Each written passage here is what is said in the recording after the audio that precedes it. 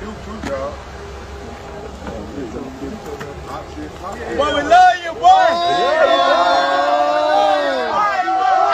Y'all chill out. Everybody relax. Oh, you my nigga. Yo, what it is, people, we is back. Another day on Keep It G News. And then we got to discuss this RALO situation a little bit further, you know. And I ain't gonna lie, man. It's nice to see RALO come home from prison, man. I think coming home from prison gotta be like the equivalent of winning the Super Bowl. Straight up, man. If anybody in the comments won the Super Bowl before in their lifetime, man, let me know, man. I want to know how I feel, man, because I can tell you how I feel to be released from prison, and I'm going to tell you, I don't think it's nothing like it. It's straight up. That shit like Christmas when you 10 or, you know what I mean? Something like that. But like I said, in this video, we're going to talk about RALO, and I want to say salute to Barber Son TV and Glizzy for shouting my channel out. You know, that take a lot to do when you're a bigger platform. For some reason in our community, larger platforms never like to show light on smaller platforms, like it's a limited supply of money on here, like it's not a billion subscribers to YouTube. So salute to him, yo, because he ain't had to do that. I appreciate that, you know. You know, I'm rocking with DC. You know, I pick on DC now and then, but he pick on Baltimore, so it's like a love thing. You know what I mean? Love-hate thing, if you want to call it that. But with RALO and his situation, a lot of people are still confused on what RALO did, you know. Did he tell? Did he not tell? Did somebody go to jail? And that's what we're going to discuss this video, because I noticed that a lot of people say RALO told on himself and nobody went to prison behind his actions. And that's not the truth. That's a lie. So in this video, we're going to go back to the Proffer. I'm going to show y'all who Manu Jones is and why is it that Manu Jones, in my opinion, not speaking up. But in order for me to do that, we got to go back and so we get to the Proffer that took place on June blank, the meeting that took place on June 6th, 3 days later, according to the document that Mr. Steele entered. 5 days later, on June 11th, we know that there is a phone extraction done of Mr. Davis' phone. We also know there was a physical review of the phone that was done at the same time as the Proffer. So on June 6th and on June 11th, we know that that phone had been reviewed. United States filed this motion noting the conflict, and then we later filed a brief that really fleshed out the conflict. So, Your Honor, I believe that this is a situation, as Mr. Steele has argued, that Mr. Davis has sort of been kept from moving his case along because of the conflict. His conflict arose, and it was the government that put it forth to Mr. Steele and to Mr. Joshua and raised it before the court. And further, Your Honor, we acknowledge that Mr. Joshua has a conflict and that Mr. Joshua brought Mr. Davis in for a proffer. And that's why blank acknowledged in Mr. Steele's motion that came out of that proffer. Now he wants to go a step further and say that we can't use information that came out of the consent for the phone, for which we had a search warrant as well. But the government has taken the precaution to raise this in a timely fashion, to raise this conflict to Mr. Steele and to Mr. Joshua, of finding that his lawyer was not just a lawyer, had a conflict. But even you know of a conflict, you know Mr. Steele objected, and now you know the idea is that it was a conflict, but it wasn't a waivable blank, a non-waivable conflict. It was just an issue with him being in on the marijuana business. But I'm blank. We informed Mr. Steele prior to the hearing on the conflict of our thoughts about Mr. Joshua and his status in this case, and his status as a blank, as a target of investigation. Now, another thing we're going to mention, or another person we was going to mention I forgot to say in the beginning, was Ash Joshua. Ash Joshua is a hip-hop attorney, notable for defending the likes of Gucci Mane in 2006. And he's a self-proclaimed fan of the music, you know. Look kind of strange to me to be a fan, but we know hip-hop touched multiple different layers. You know, all different kind of people are fans of hip-hop. You might catch a grandmother riding past bumping Gucci. You feel me? It's like that nowadays. So, the conflict was because Ash Joshua wasn't RALO's attorney. RALO's attorney actually was Brian Steele, but for people that know about litigation and court proceedings, sometimes your lawyer can't make it. So, RALO decides to employ as Josh. You know, he could have probably went from an attorney from Brian Steele office, but that's who he decided to go with. So, RALO at this hearing gave up his phone. You know, and what they came to find out in the phone was that as Joshua might be complicit in this whole investigation. You know, how was he complicit? You gonna hear in the next clip. That involved even more mention of Mr. Joshua. That was with respect to the affidavit. No mention of drug trafficking, and then the other mention and the other person proffer that occurred prior to June 6th. Those questions were about Mr. Jones. And Mr. Steele wants to make the leap that if we knew about Mr. Jones, we should have known about Mr. Joshua. And that is just not borne out by the facts. That the United States operated, you know, under the knowledge that Mr. Joshua had a conflict. And certainly, I'd be remiss if I didn't say but blank. And we absolutely pushed back on the idea that we knew about this conflict and tried to capitalize on it. Or that we somehow facilitated this by intentionally not reaching out to Mr. Steele. That allegation, I push back on that as aggressively as I can, because that's not at all supported by the facts. And it's not involved sort of how my office does business.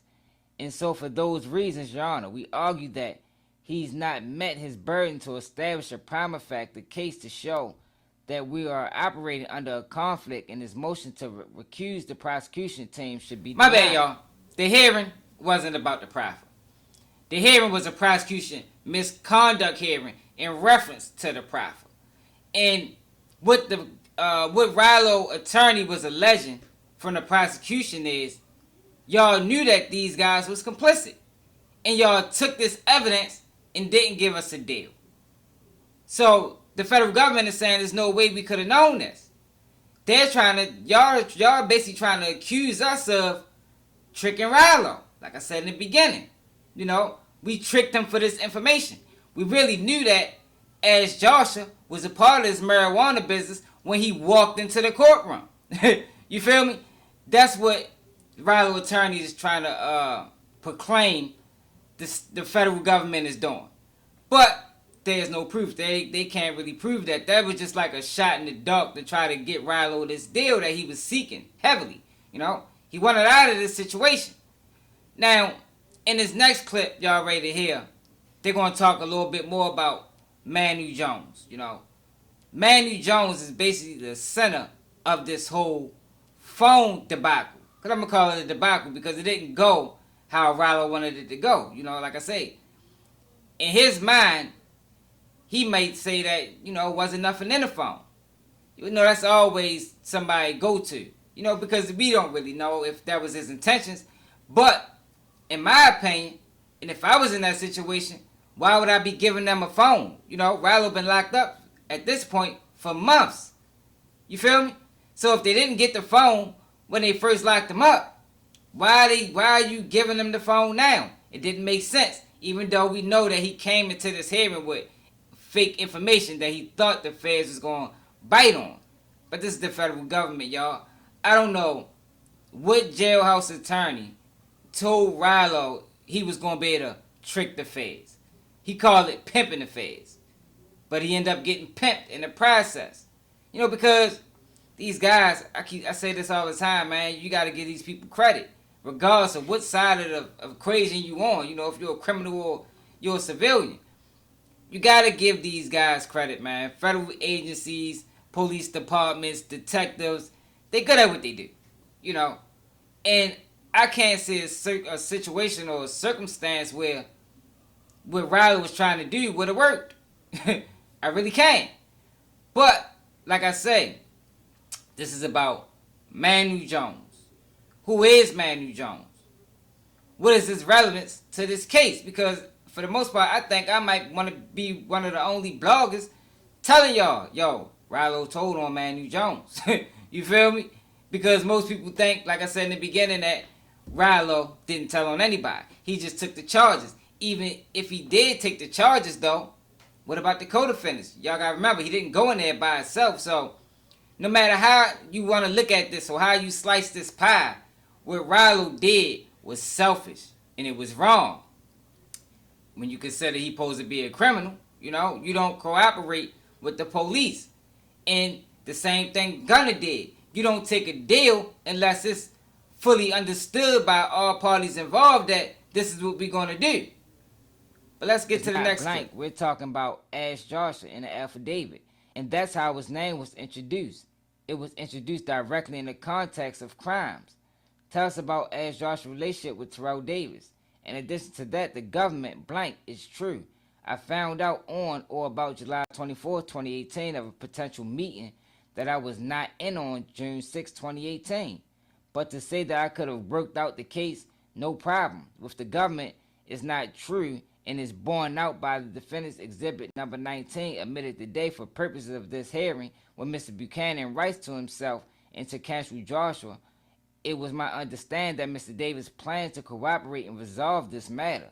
If so, I don't understand why we're having another detention hearing. I really think it's the blank, the agents. We are involved in who can testify about the key dates surrounding the proffer and the search of the phone database, the obtaining the information about Mr. Jones and Mr. Joshua, and that sort of, formulates obviously on July the 24th, the same day that you are told why we are doing blank. You are asked why we are going forward here.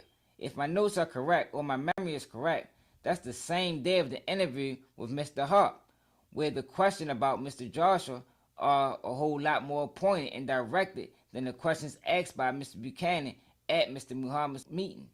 Those are blank, Those questions are a bit different. I don't know that they blank. They raise to a level, but there's a whole lot more information that's obtained about Mr. Joshua and his involvement in the case around June the 6th to the time that we get down to July 24th. There are the blank to me. Those are some of the key dates. And when, of course, we have blank, Mr. Jones is not arrested until about a month later. I think the superseding indictments is returned on the 6th of August.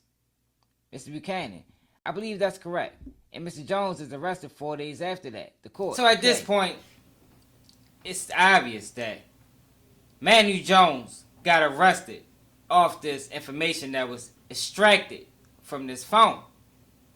It's right there and right. This is Brian Steele. This is a real prosecution misconduct hearing that RALO spoke on when he talked to John Doe.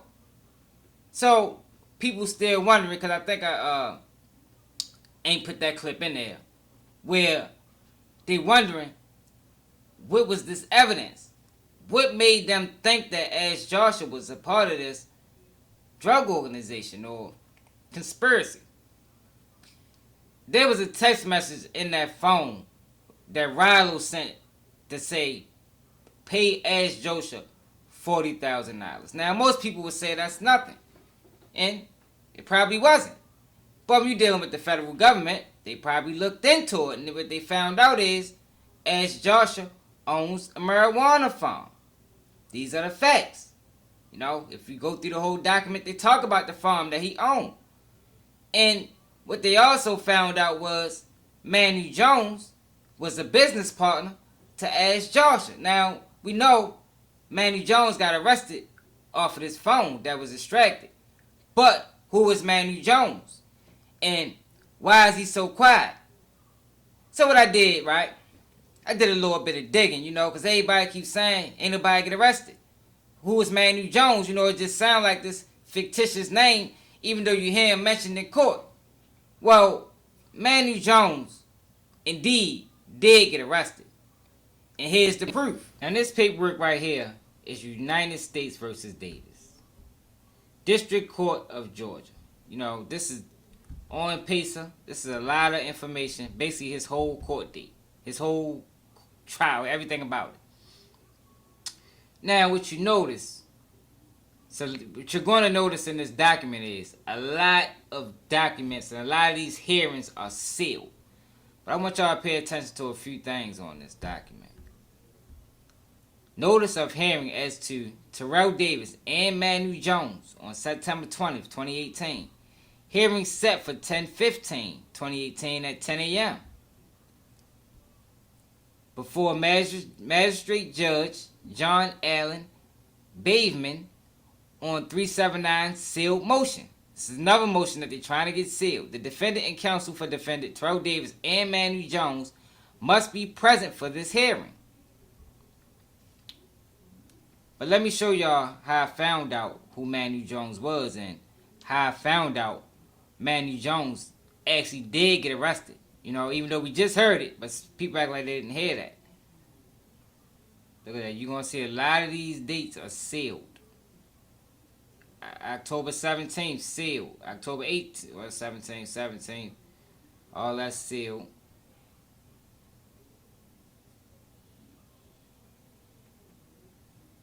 Everything's sealed. I'm going to show you how I found out who Manu Jones was. October 19th, 2018. Order granting 382 motion to modify conditions of release as to Manu Jones. Now, we found out Manu Jones was locked up in July. Mr. Jones' condition of release are hereby modified to substitute the requirement of a curfew in lieu of home detention. Mr. Jones shall be restricted to his residence every day as directed by the pretrial services officers or supervising officer. All other conditions of release remain in effect, signed by the magistrate judge K. Larkins. That's the same judge in RALO case. Now we're dealing with the same case. That was October 19th. Now the 22nd, more sealed documents. Sealed. A lot of what RALO had going on is sealed. Tell him unseal it, since he's silent. November 2nd, sealed. November 7th, sealed. But this is how I found out who my man Manu Jones was. You know,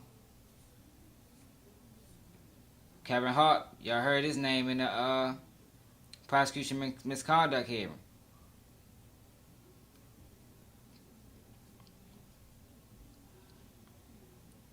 Kevin Hart caught a bail too. You know, we dealing with all the same people.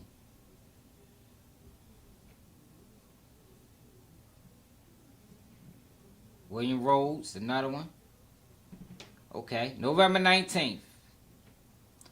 Order granting 428 motion to travel as to Manu Jones. Defendant shall be permitted to travel to Los Angeles, California from November 29th, 2018 to December 2nd, 2018 for the purpose of promoting the heavyweight championship fight involving Mr. Wilder. Of course, that's Deontay Wilder.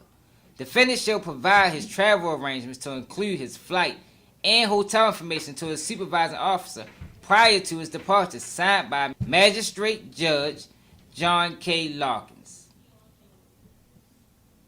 More sealed documents, November 20th and 21st. No, just want we ain't gotta see too much more. So at this point, it can't be disputed, y'all.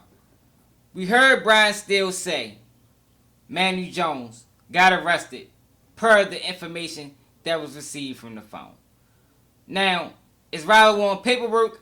I doubt it, because RALO couldn't benefit from any of this information because the prosecutorial misconduct that he accused the prosecutor of knowing that as JOSHI was a part of this, well, allegedly could have been a part of this drug, whatever they had going on, and they allowed it to go through just so the federal government can get the phone, get the information, and then F RALO out of a deal.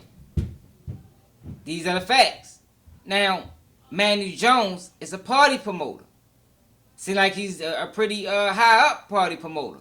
So that's the reason he's not speaking out. It can be damaging for his business, you know. And it's obvious, well, it's not obvious, but you can see he's not a street guy. He's a businessman. Just happened to be dibbling-dabbling in the marijuana business. Per the federal government. This is not me, this is them. And RALO information that was in his phone got this man arrested. And he's probably never going to speak on it. If he was to see this video, he probably would deny it. But these are the facts. And this is not about streets. This is about integrity. Because I'm against the streets when it comes down to the youth, you know. Stay away from the streets because you can get yourself in this type of situation if you live by these rules and these laws. You gotta stand on them, just like the last person did. You don't get to commit all these crimes and then when it come crashing down, you want to be writing down statements and willing to cooperate. No, that's not what you signed up for. That's not what you said when you got into it. As a man, you're supposed to take full responsibilities for your actions, which means you don't bring nobody else involved. And for RALO to be getting this praise since he been home and he didn't stand on what he said he stood on, I can't respect it. You know, they treating RALO like BG. BG deserves the praise. He stood on everything that he said he was about.